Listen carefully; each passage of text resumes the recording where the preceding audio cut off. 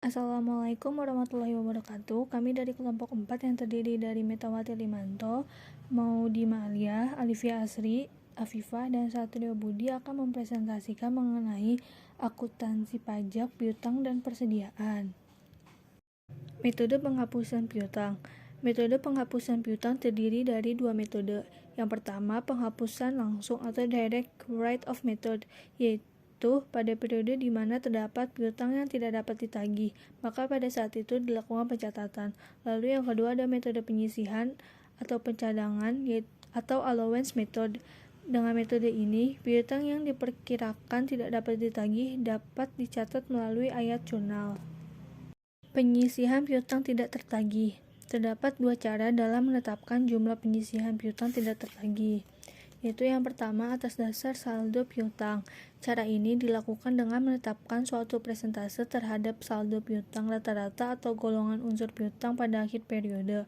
Lalu yang kedua ada atas dasar saldo penjualan. Seperti cara atas dasar saldo piutang, cara ini juga dilakukan dengan menetapkan persentase tertentu terhadap penjualan. Dasar yang digunakan dapat menggunakan penjualan kredit atau total penjualan. Apabila cara ini yang digunakan, maka jumlah penyisihannya sama dengan yang dibebankan sebagai biaya. Penghapusan piutang. Pembentukan penyisihan piutang tidak tertagih dibentuk sebagai cadangan kemungkinan rugi akibat piutang tidak dapat ditagih. Kenyataannya dalam periode tertentu, piutang perusahaan nyata-nyata tidak dapat ditagih karena pilot atau sebab lainnya. Maka piutang tersebut harus dihapuskan. Dalam pasal 6 ayat 1 huruf H Undang-Undang Pajak Penghasilan telah mengatur pembebanan sebagai biaya atas piutang yang nyata-nyata tidak dapat ditagih atau lebih dikenal sebagai penghapusan piutang dengan syarat. Yang pertama, telah dibebankan sebagai biaya dalam laporan laba rugi komersial. Yang kedua, wajib pajak harus menyerahkan daftar piutang yang tidak dapat ditagih kepada DJP. Yang ketiga, telah diserahkan perkara penagihannya kepada pengadilan negeri atau instansi pemerintah yang menangani piutang negara, atau adanya perjanjian tertulis mengenai penghapusan piutang antara kreditor dan debitor yang bersangkutan, atau telah dipublikasikan dalam penerbitan umum atau khusus, atau adanya pengakuan dari debitur bahwa utangnya telah dihapuskan untuk jumlah utang tertentu. Pengertian dan pengukuran persediaan. Persediaan menurut PSAK nomor 14 revisi tahun 2008 digunakan untuk menyatakan aset yang pertama tersedia untuk dijual dalam kegiatan usaha normal, yang kedua dalam proses produksi dan atau dalam perjalanan, yang ketiga dalam bentuk bahan atau perlengkapan untuk digunakan dalam proses produksi atau pemberian jasa. Selanjutnya, pengukuran persediaan. Dalam pengukuran persediaan, bahwa persediaan harus diukur berdasarkan biaya atau realisasi neto mana yang lebih rendah. Biaya persediaan dimaksud dalam PSAK nomor 14 meliputi semua biaya pembelian, biaya konversi, dan biaya lain yang timbul sampai persediaan berada dalam kondisi dan lokasi saat ini. Untuk lebih menjelaskan pengertian biaya persediaan, perlu dipahami pengertian berikut. Yang pertama, biaya pembelian. Biaya pembelian meliputi harga beli, bea impor, pajak lainnya kecuali yang kemudian dapat ditagih kembali oleh entitas kepada otoritas pajak, biaya pengangkutan, biaya penanganan, dan biaya lainnya yang secara langsung dapat didistribusikan pada perolehan barang jadi, bahan, dan jasa. Diskon dagang, rabat, dan hal lain yang serupa dikurangkan dalam menentukan biaya pembelian. Yang kedua, biaya konversi. Biaya konversi persediaan meliputi biaya yang secara langsung terkait dengan unit yang diproduksi. Contoh biaya tenaga kerja langsung termasuk juga alokasi sistematis overhead, produksi tetap, dan variabel yang timbul dalam mengonversi bahan menjadi barang jadi. Yang ketiga, biaya-biaya lain. Biaya-biaya lain hanya dibebankan sebagai biaya persediaan sepanjang timbul agar persediaan berada dalam kondisi dan lokasi saat ini. Selanjutnya, metode penilaian persediaan. Dalam kegiatan perusahaan, terutama pada perusahaan dagang atau industri, terdapat pergerakan atau arus masuk atau keluar barang, baik itu barang dagangan atau bahan baku. Untuk kepentingan analisis, pengendalian, atau penilaian persediaan, arus pergerakan tersebut harus dinilai dengan metode yang sama. Penetapan besarnya nilai persediaan akhir atau beban pokok penjualan dapat menggunakan metode berikut ini. Yang pertama berdasarkan harga perolehan, yaitu metode identifikasi khusus. Metode ini berasumsi bahwa arus barang harus sama dengan arus biaya, sehingga setiap kelompok barang diberi identifikasi dan dibuat kartu. Dengan demikian, harga pokok untuk setiap barang dapat diketahui, sehingga harga pokok penjualan terdiri dari harga pokok barang yang dijual dan sisanya sebagai persediaan akhir. Metode identifikasi khusus umumnya digunakan untuk perusahaan yang mempunyai persediaan barang relatif sedikit, namun harga per unitnya besar. Sebagai akibat, persediaan barangnya dapat diidentifikasikan secara khusus. Perhitungan beban pokok penjualan dari harga pokok persediaan menggunakan arus harga pokok sebenarnya atau aktual dari persediaan. Selanjutnya, metode masuk pertama keluar pertama atau first in first out atau FIFO. Metode ini mendasarkan pada asumsi bahwa barang yang masuk pertama akan dikeluarkan pertama. Selanjutnya, masuk terakhir keluar pertama atau last in first out atau LIFO. Cara ini digunakan dengan mendasarkan pada asumsi bahwa arus pembebanan ke beban pokok penjualan berdasarkan pada harga pembelian terakhir. Yang terakhir, metode rata-rata atau average. Dengan metode rata-rata, pembebanan ke harga pokok untuk barang yang dijual atau untuk persediaan akhir menggunakan harga rata-rata. Metode harga rata-rata terdiri atas 1. Rata-rata sederhana atau simple average.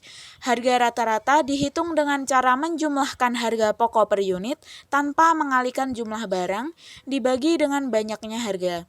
Yang kedua, rata-rata bergerak atau moving average. Seperti pada penghitungan rata-rata tertimbang, pembebanan ke beban pokok penjualan dilakukan setiap terjadi pembelian. Metode ini digunakan pada perpetual. Yang kedua, berdasarkan estimasi. Penetapan besarnya nilai persediaan akhir dapat dilakukan dengan mendasarkan estimasi pada yang pertama, metode laba kotor atau laba bruto.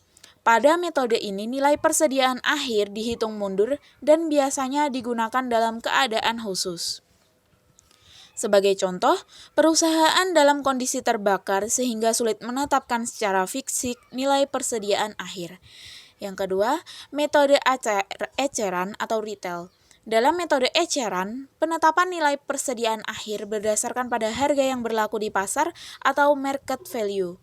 Harga pokok persediaan diestimasi atas dasar hubungan antara beban pokok dengan harga jual eceran untuk persediaan yang sama dengan cara mengakumulasi semua harga eceran dari persediaan yang dijual. Demikian halnya, persediaan pada harga eceran diperoleh dengan menggunakan penjualan dengan harga eceran persediaan yang tersedia untuk dijual pada periode yang sama.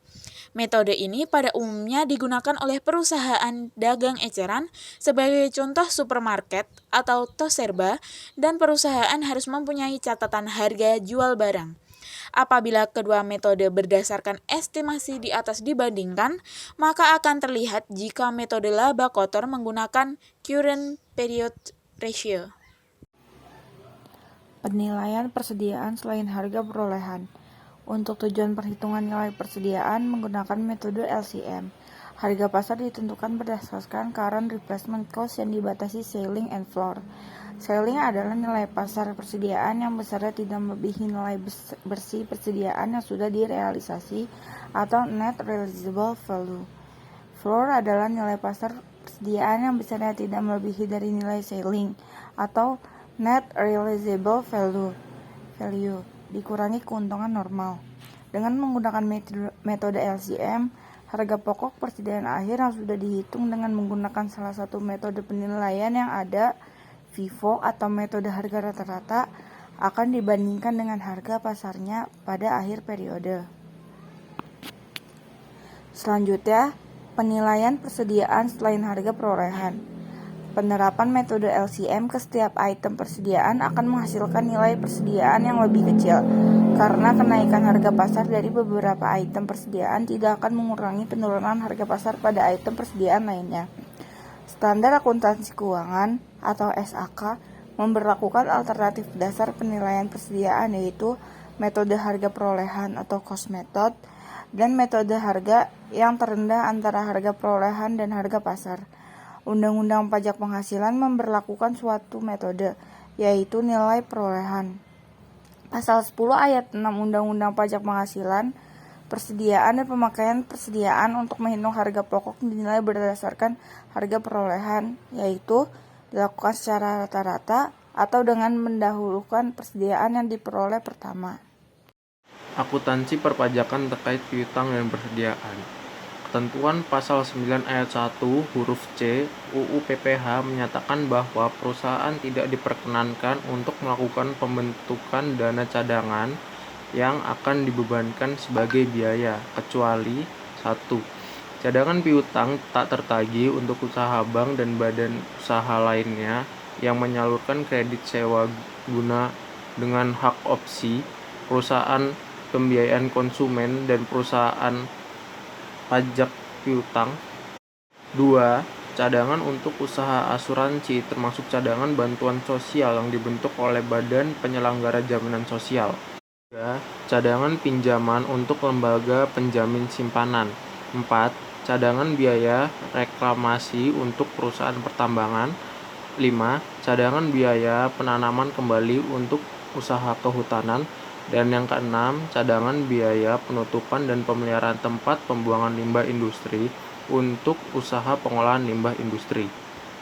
Aspek akuntansi pajak lain dari piutang, selain menyangkut penghapusan dan penyisihan piutang tak tertagih, adalah terkait dengan pendapatan bunga yang dihasilkan dari piutang wesel. Pendapatan bunga yang dihasilkan dari piutang wesel dikenakan PPh pasal 23 dengan tarif 15% dari penghasilan bruto. Standar Akuntansi Keuangan memberlakukan alternatif dasar penilaian persediaan, yaitu metode perolehan dan metode harga terendah antara harga perolehan dan harga pasar. Undang-Undang Pajak Penghasilan memberlakukan satu metode, yaitu nilai perolehan. Pasal 10 ayat 6 Undang-Undang Pajak Penghasilan, persediaan dan pemakaian persediaan untuk menghitung harga pokok dinilai berdasarkan harga perolehan. 1. Dilakukan rata-rata, atau 2. Dengan cara mendahulukan persediaan yang diperoleh pertama. Dasar ini menimbulkan perbedaan waktu yang memunculkan beban dan atau kewajiban pajak tangguhan, atau munculnya manfaat dan atau aset pajak tangguhan pada rencana atau laporan posisi keuangan komersial. Undang-Undang Pajak Penghasilan tidak memperkenakan biaya produksi tidak langsung sebagai beban periode, karena pada praktik akuntansi pajak melihat fakta real dan tidak menerima antisipasi kerugian. Pajak akan mengakui sebagai kerugian apabila barang yang dijual benar-benar mengalami kerugian yang biasa dikategorikan rusak, cacat, atau usang. Sekian presentasi dari kelompok kami, kurang lebihnya mohon maaf. Wassalamualaikum warahmatullahi wabarakatuh.